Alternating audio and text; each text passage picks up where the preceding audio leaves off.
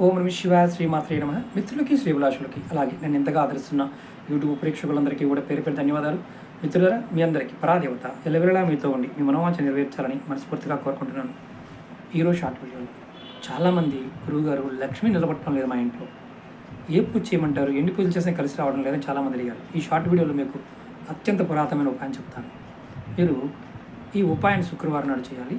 మీరు శుక్రవారం నాడు ఒక లక్ష్మీదేవి కూర్చుని ఉన్న పటం తీసుకుని వెళ్ళి ఎక్కడైనా దేవాలయంలో కానీ ఎక్కడైనా వేప చెట్టు మొదల్లో పెట్టి అక్కడ పూజ చేసి తర్వాత మీ ఇంటికి తెచ్చుకొని మీ ఇంట్లో రోజు దీపారాధన చేస్తూ ఉండండి, లక్ష్మీ అష్టోత్తరం చేస్తూ ఉండండి, లేదా లక్ష్మీదేవి నామాన్ని స్మరిస్తూ ఉండండి.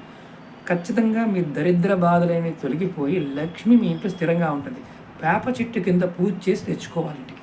ఇది ప్రయత్నించేయండి, ఖచ్చితంగా ఫలితం చూస్తారు. అలాగే మీకు ఈ వీడియో నచ్చితే లైక్ చేయండి, ఛానల్ సబ్స్క్రైబ్ చేసుకోండి, పక్కన ఉన్న గంట సింబల్ యాక్టివేట్ చేసుకుని 10 మంది మిత్రులకు షేర్ చేయండి. ఓం నమః శివాయ శ్రీమాత్రే